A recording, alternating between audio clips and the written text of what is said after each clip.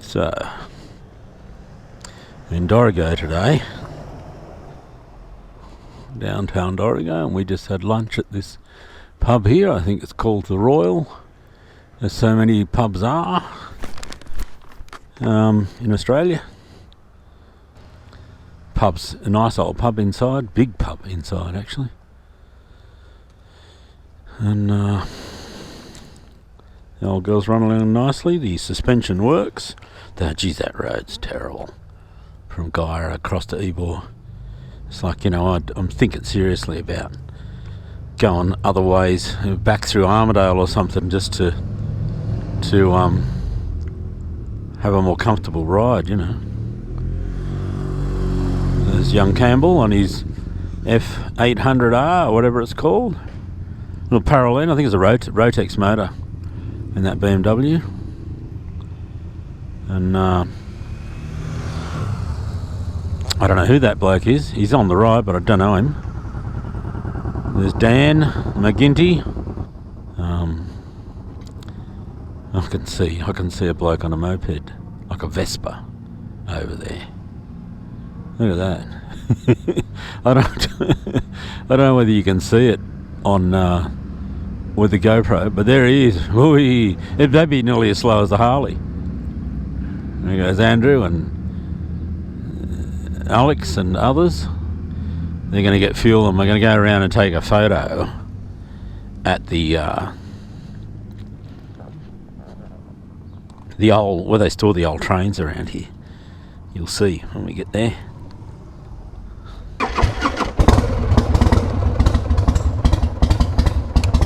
The old girl.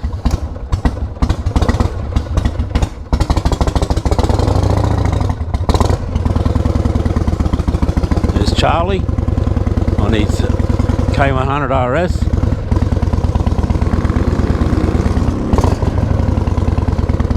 There's Gary.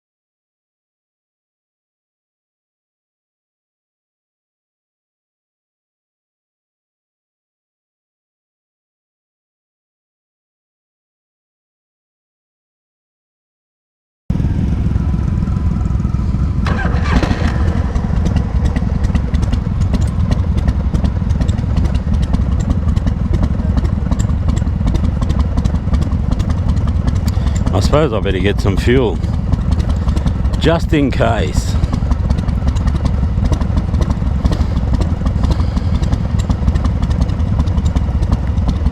Just looking at that Suzuki Boulevard there. It's got a soft tail suspension as well. I thought that was a Harley thing.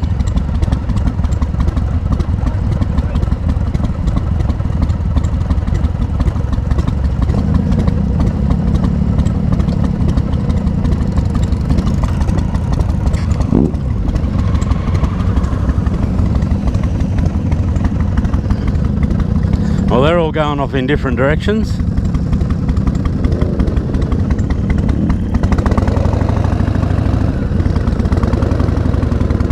So I'll just get some fuel and wander off home the way I came.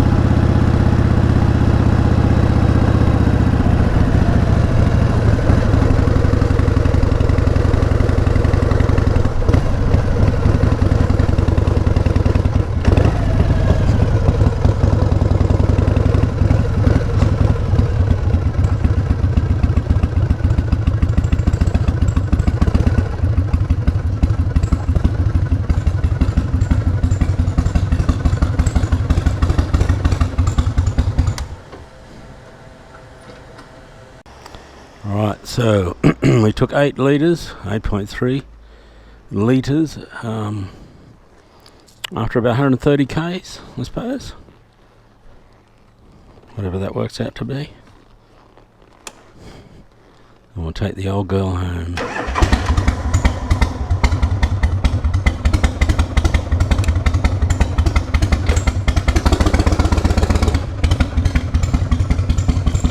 Well, it's been a nice day for a ride, a little bit wet at times. Just, you know, wet roads more than actual rain.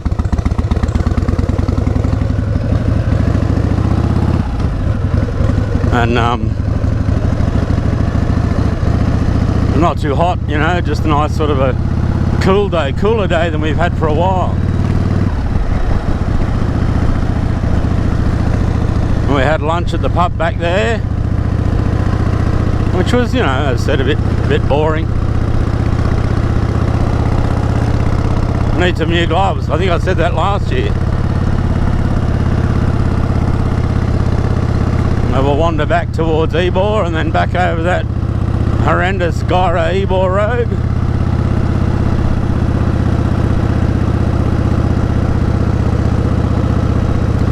Everybody else has gone off in different directions.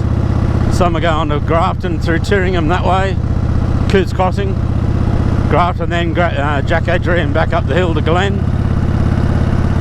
Others are going back this way, back Waterfall Way all the way through to Armidale.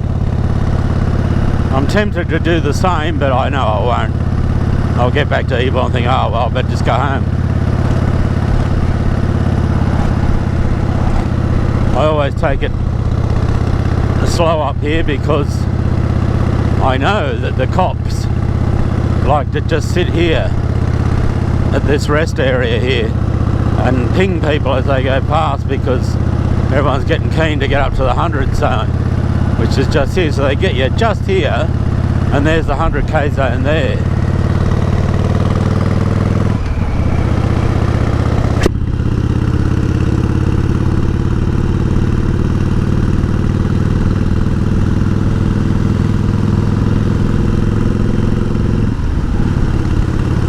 And she's a lovely old girl, this girl.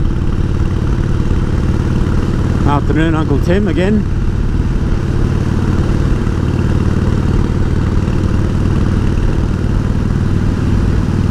So the last time I was out on a ride, the microphone wasn't working properly, and the reason for that I found out was that it wasn't plugged in.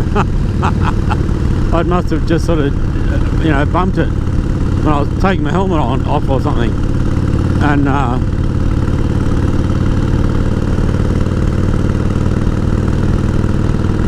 so everything that I was saying basically went off into the slipstream. One of the things I was talking about was the idea of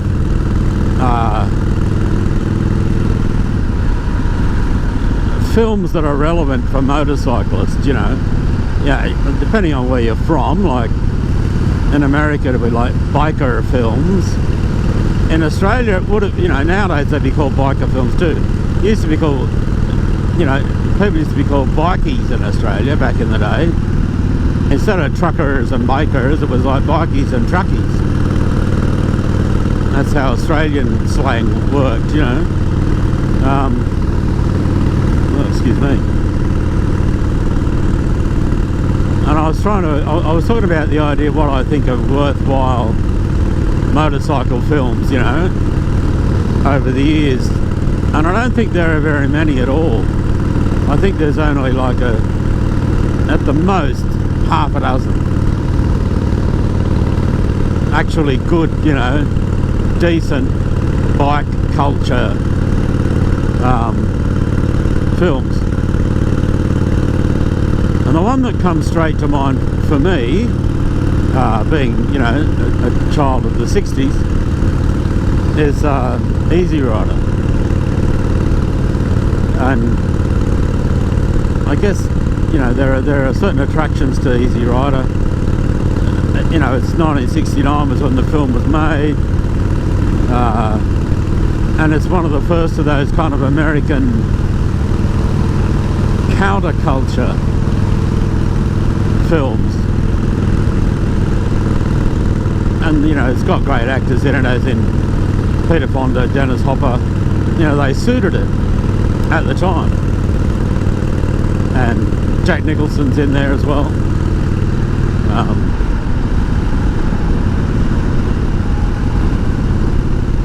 You know, they're riding old panhead choppers, you know, which everybody is still building these days, you know, as a kind of an old school chopper. Young guys, you know, doing hipsters as well, you know. They're not all hipsters. Some, you know, are just bikers, you know. The new generation. And anyway, you know, there's a lot of good stuff about that film, you know. Some of it is the zeitgeist thing and the counterculture thing, and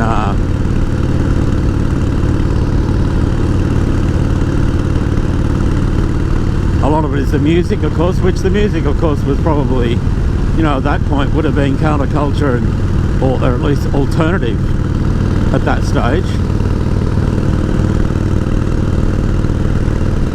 Steppenwolf and you know, can't think of anybody else off the top of my head right now. It'll probably come to me later on. I'll wake up at 3 o'clock in the morning and go, oh, it's so-and-so, you know. Anyway, and there's that kind of, you know, seminal scene at the start, you know, where Peter Fonda takes off his wristwatch and throws it away, and off they go, you know.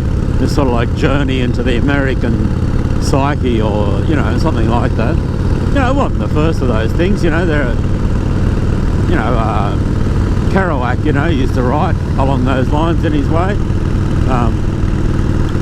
Anyway, so that's sort of like the first one that comes to mind. These are not in order of what I would consider to be, you know, importance or merit or anything like that. It's just what comes into my head. The second one, while we're in America, is the Wild One. You know, there's a lot to like about the Wild One, just basically because of the bikes. Not necessarily because of Marlon Brando. I mean, there might be a reason why it made him into a sort of a gay icon, you know. The way he wears his leather jacket and prances around, you know, but he's got a nice Triumph, and Lee Marvin's good on his old WL Harley, you know. He looks like a motorcyclist, a biker from the day, you know. It was made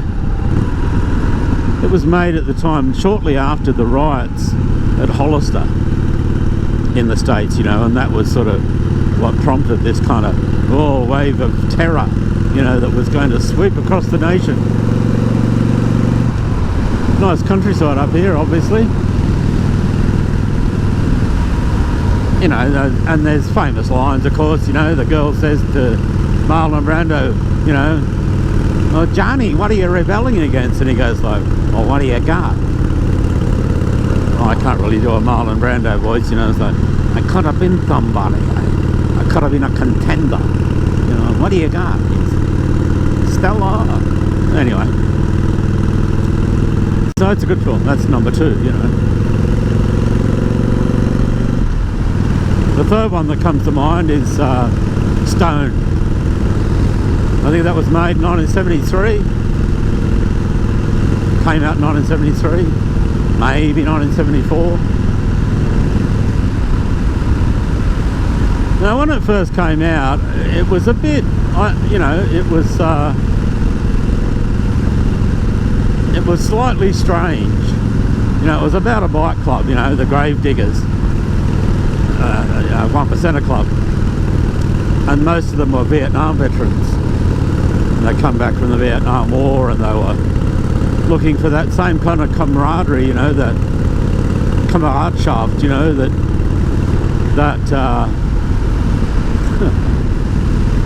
good on you, mate, well done.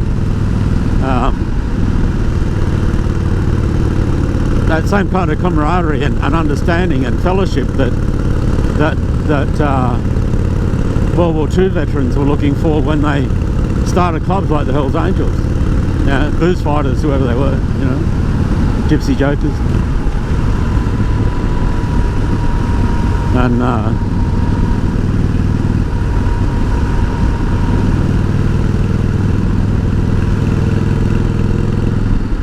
you know, the war was different, but the sentiments were the same. And this was made by Sandy Harbour back in the day.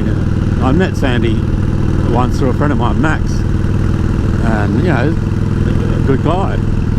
You know, rode motorbikes, that's what he did.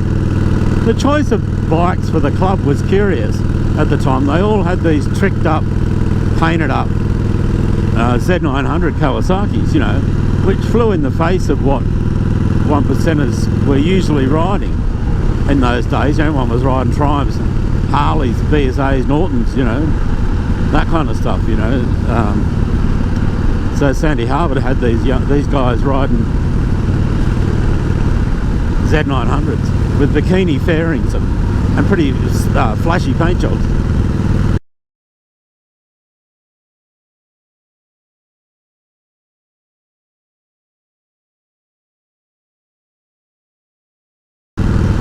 And while at the time it seemed a little bit out of place, you know, sort of, you know, 50 years later kind of thing, it no longer seems out of place. So it's, in some respects, it's kind of aged well, this film. One of the main protagonists, you know, is the copper who goes undercover, Stone. He's riding a Norton at the start of it, and he ends up, you know, swapping the Norton for a set of colours and a Z900, you know, for whatever reason. And it's a, you know, it's hardly an original story, though of course in 1973 it would have been pretty fresh, you know, the whole idea of somebody trying to kill off this bikie gang, you know, because somebody saw something they shouldn't have and all that stuff. But the bikes are good, there's some good riding in it, you know, and the lifestyle is pretty representative of those days as well, you know. Anyway, if you're not from Australia, if you're from Australia, you'll know what I'm talking about. If you're not from Australia, it's worth having a look at that film.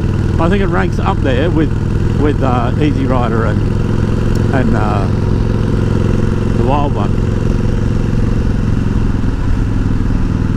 Now I'm sure that there, you know, that somebody will see this video when I put it up and go, oh, what about this film, or what about that film, or what about that, you know, TV series or whatever. And one TV series I'll mention, which is an Australian one, is called Bikie Wars Brothers in Arms, and it's about an 8-part series made sometime in the early 2000s, I think. And this is about what became known as the Father's Day Massacre in February 1982, I think it was, at a swap meet at Milperra, where the Comancheros and the Bandidos had this big, you know, bust up, shootout, punch up at this swap meet, and half a dozen people were killed, you know, shot dead, including one young girl who just was in the way. You know, it was just one of those things that happens when people act like this, you know. And you know, and I'm assuming because it was this young woman who was also killed, it then became, instead of like a bikie war, it became the Father's Day Massacre, the Milperra Massacre, you know, and got a lot of publicity, of course, you know, and a lot of notoriety for, you know, the common chair throwers and the Bandidos, you know, and it basically hasn't calmed down ever since. You know, the Bandidos were new in Australia. They'd just been patched over, and they were a breakaway group from the Comancheros, from Jocks Mob. You know, if you ever get a chance to watch it, you'll probably find it on YouTube. I'm pretty sure I've seen some episodes on YouTube. That's worth a look. It's called Bikie Wars Brothers in Arms. And the thing, one of the good things about it is they, generally speaking, they get the bikes right, if nothing else. And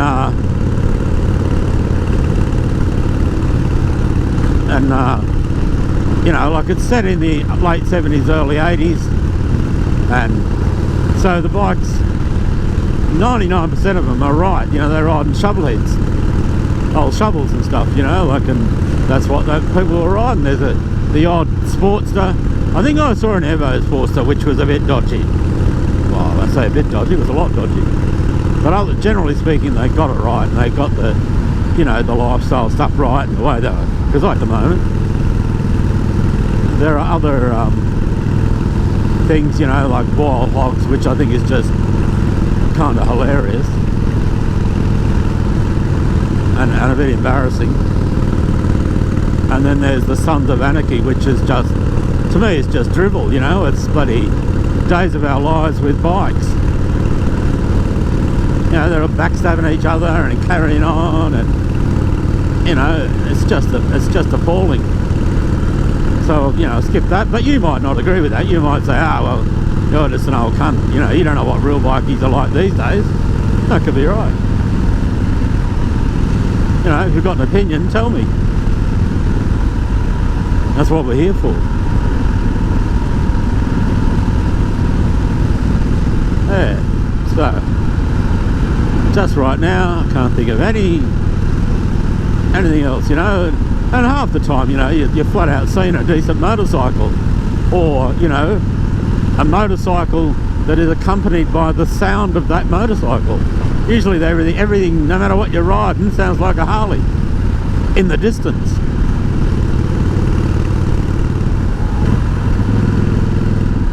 I remember that old 750 Bonneville in An Officer and a Gentleman. I can't remember now whether it was a T140B or a T140E. I think it might have been an E, with the Mark II Hamels and stuff. No, it might not have been. You know, at least that was a real bike, you know.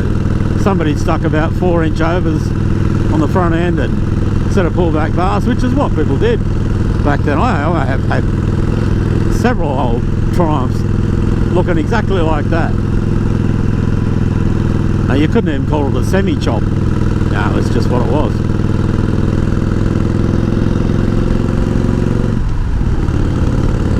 Just for travelling out in the country in Australia, you know, just riding along. You got your pullbacks and 4-inch overs. Some use 6-inch overs just to give it a little bit of rake, you know. And they were a good bike to ride in their day. Yeah, anyway, that's it. Oh, you know, and there's a fat boy in one of the Terminator movies that, you know, that's a good representation. I'm sure there's loads of bikes. I just can't think of them as I'm riding along, you know.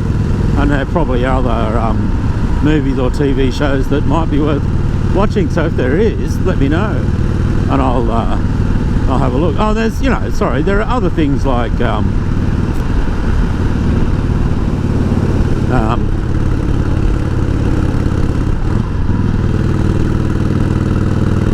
Sunday, on any Sunday, you know, that's it's not a biker thing, but it's a motorcycle culture film, and that captures the zeitgeist of that point as well really well, you know. It's an entirely different thing than Easy Rider or Stone or whatever, but that's worth a look, of course.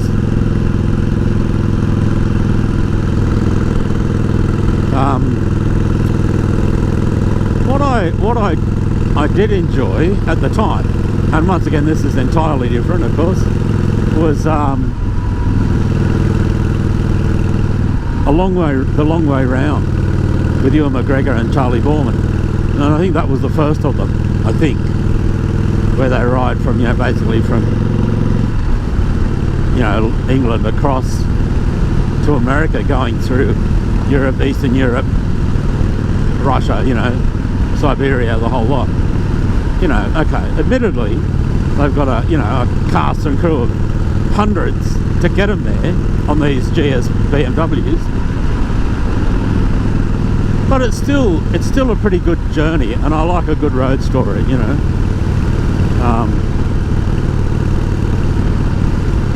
And it does show some of the challenges that you face, even if you do have a support crew. You know, travelling across Russia, you'd want a bloody support crew. You know, probably the whole of NATO would be a good support crew at the moment. And a Leo 2 tank, you know, Kampfpanzer or something. I have to get a new back tyre for this thing. I can feel it squirreling around and stuff and wanting to drift in right-hand corners. When you got to hold the throttle on coming out, it just wants to drift a little bit. It's nothing dramatic.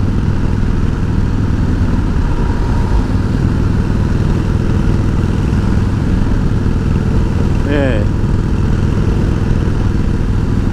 Anyway, so I thought there were some good parts of that film. I watched The Long Way Down, and, you know, I was bored with them by then. I just thought, you know, it didn't interest me personally, I suppose. I'm much more interested in Europe and Eastern Europe than I am in, you know, Africa or South America or whatever, you know. Well, that's all a matter of, you know, what you're into, of course.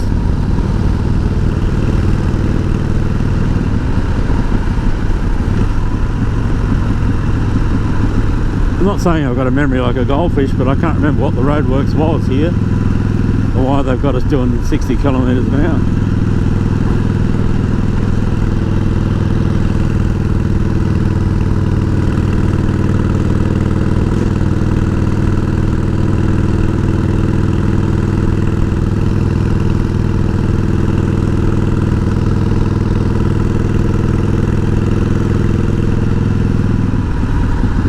Not that we're actually doing 60 kilometres an hour, but that was the idea.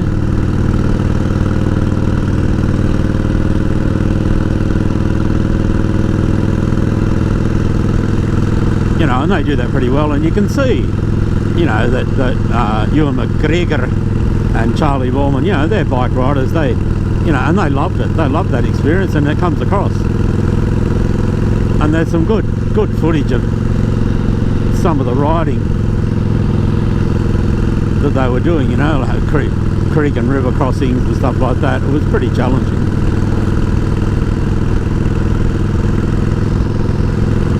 Pretty tiring. Anyway, if there's anything else worth having a look at, let me know.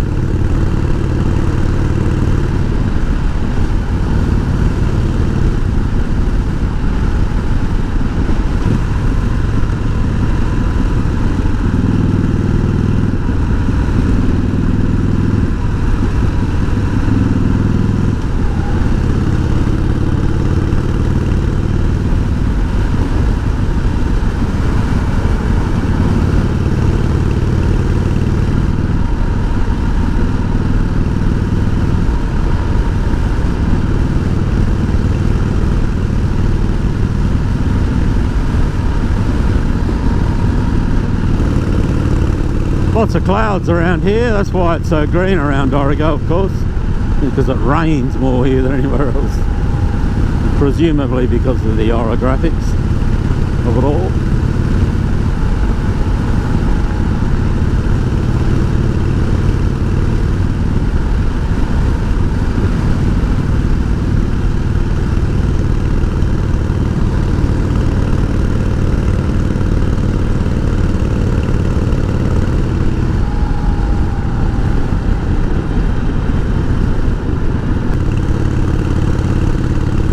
On the way across here this morning, I realised after a few weeks off the bike and stuff, I'd completely forgotten how to talk, and now because I won't shut up. At the moment we've got the Lamb and Potato Festival on, which goes for nearly 2 weeks and celebrates all things to do with Guyra, lamb and potatoes. And you can get, you know, lamb burgers, lamb chops, you know, lamb curry, lamb salad, whatever, you know, and with lots of different potatoes, you know, mashed potatoes, baked potatoes, chats, chips, potato bake, whatever, plus, you know, a lot of other stuff, of course. And there's a lot of stalls and whatnot. No, you might have a quick look at the end of this trip, actually. Go for a little ride around the village.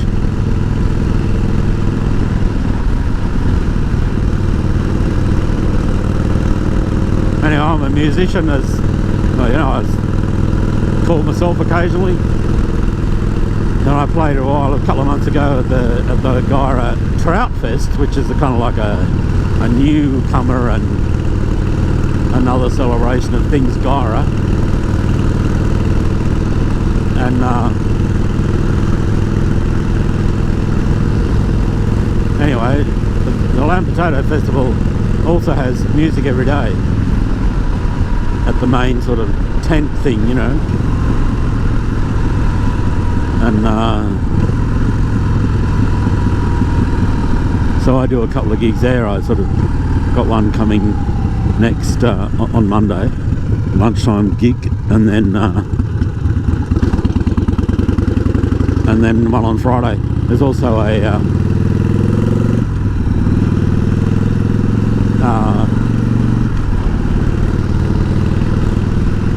songwriters evening as well next Wednesday that I'll be involved with as well.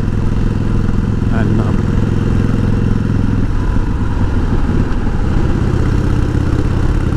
you know, it's quite a demanding sort of schedule, actually. The schedule for the musos, like, you know, they're 2-hour shows, so you've got to prepare quite a bit.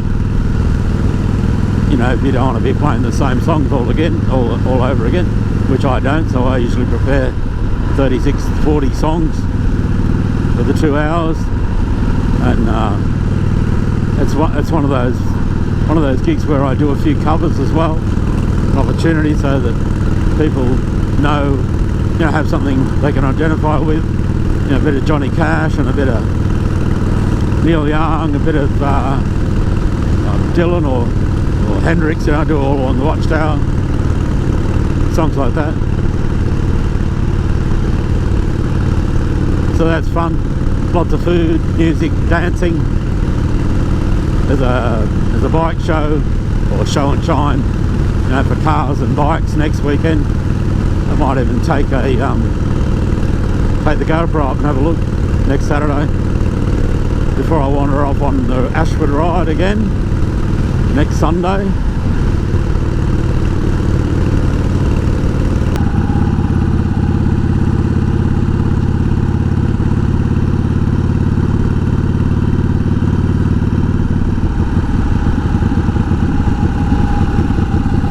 Now Ebor seems like as good a place as any to stop and change the camera, you know, change the memory card and whatnot. Battery, memory card. And so there's adventure bikes over there. There's so many adventure bikes these days. I mean, it's another thing that kind of I find to be a little bit superfluous, considering the way that most of them are ridden. They're just ridden on the road, you know. And I've never understood this whole idea, like why you've got to stand on the pegs through every town. I'm sure someone will tell me why. I just don't know what it is. You know, surely, because they're not cheap motorcycles, surely the seat's comfortable enough to sit on. You know, I see. You know, you see them at service stations and stuff. They go from the Bowser over to park their bike, and they're standing on the pegs in the car park.